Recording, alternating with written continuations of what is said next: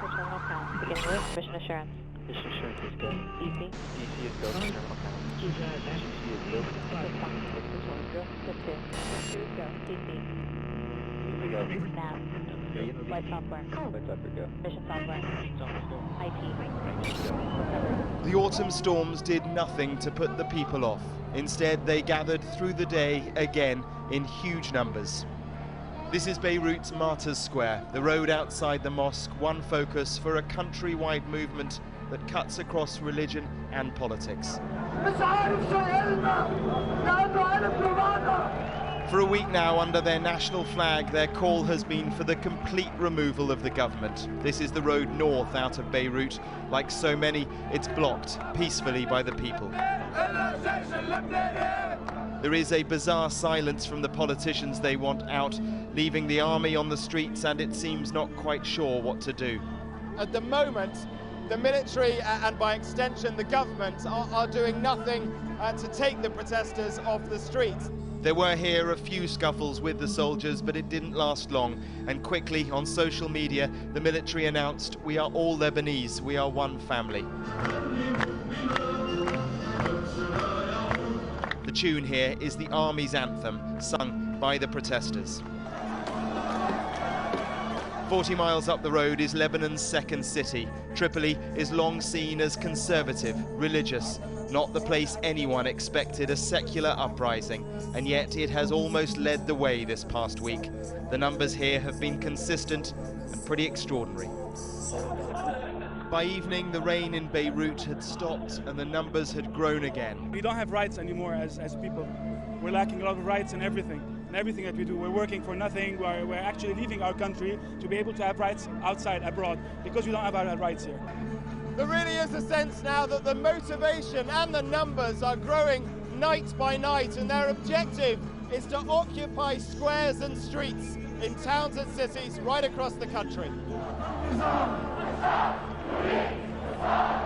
The political leaders remain silent. The national broadcaster has remarkably been ignoring all this, but no one seems to care. They've made their mark.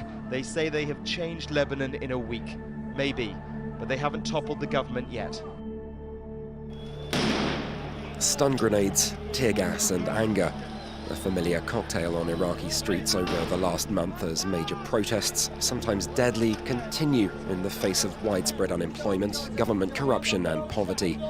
Now the nation's students have joined in, many with their parents' blessing. I'm an Iraqi mother. My sons have university degrees.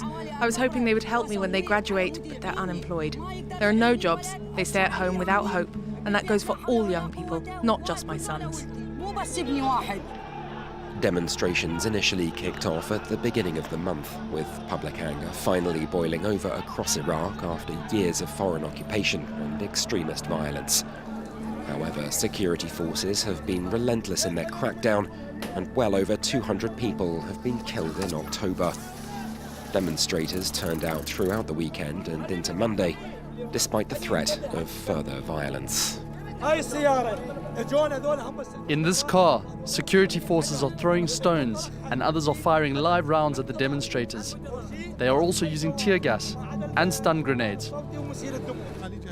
Prime Minister Adel Abdelmahdi came to power nearly a year ago on promises to address corruption, unemployment and poverty, though ordinary Iraqis have seen little in the way of improvement. Now their anger is posing Mahdi his biggest challenge yet, as they demand his government be replaced and the political alliances around him begin to fracture. Hundreds of thousands of Catalan separatists rallied in Barcelona on Saturday, demanding independence from Spain. And they also called for some of their leaders to be freed from prison. The Catalan capital has witnessed daily rallies since October the 14th, when Spain's Supreme Court jailed 9 politicians and activists. They were given sentences of up to 13 years for their role in a failed independence bid in 2017. City mayors from across Catalonia are now demanding that they be allowed to map out their own political future. Addressing a party rally on Saturday, Acting Prime Minister Pedro Sanchez called last week's unrest in Barcelona an attack on Catalan society. Catalans remain split over the issue of independence, and pro-Spain supporters are due to hold their own rally in Barcelona on Sunday. A protest of more than 1 million people in Chile's capital, Santiago, has been called the most significant social mobilization in a generation. In response to the historic march, Chile's president, Sebastián Piñera, announced sweeping changes to both his cabinet and to national policy. Our government has taken on the urgent task of tending to the profound message sent from the Chilean people. This is why we have proposed to the National Congress a robust and demanding social agenda that takes into account the significant demands of our compatriots. After more than a week of protest, and despite the concessions and apologies issued by the president, a solution to the crisis has remained elusive. Sociologist Sofía Donoso says the anger from demonstrators stems from a disconnect that exists between Chile's political class and a majority of the population. This is not a movement that is being articulated by one actor. Today, what we've seen during the last week is much more spontaneous. We've seen protests that demands for a new education system, but also for a new health system. We have massive complaints against the current pension system, so it's so much broader. On Saturday, protests sparked once again in several cities across Chile. Many demonstrators celebrated the news that a military-enforced curfew and a state of emergency would be lifted. The atmosphere within the demonstrations taking place in the Chilean capital may seem festive, but there's an underlying anger that's shared by just about everyone here. Apart from widespread discontent over worsening social and economic inequality in Chile, protesters say they want accountability over a violent crackdown by security forces that have left at least 20 people dead, hundreds injured, and more than 5,000 arrested since the crisis began more than 1 week ago. This doesn't end here. This will continue for a long time. We have to keep fighting. Demonstrators are calling for more protests in the coming days, saying what they want is the birth of a new Chile, no matter how long it takes. Manuel Rapalo, Al Jazeera, Santiago, Chile.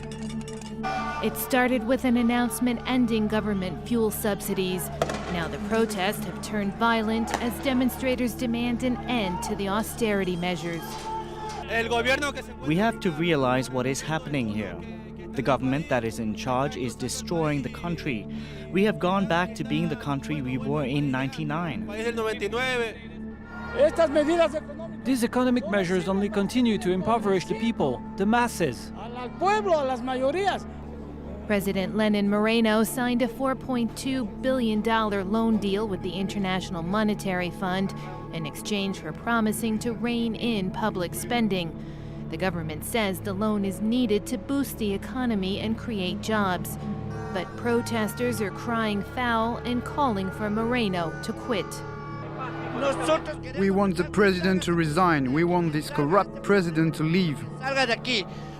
The unrest has already forced the government to relocate from the capital, Quito, to the coastal city of Guayaquil and caused the government to slash its oil output by 2/3, putting a further strain on the economy. As those hardest hit by the hike in fuel prices, indigenous groups have been spearheading the demonstrations. Their previous protest movements have led to the ousting of 3 presidents in the past few decades.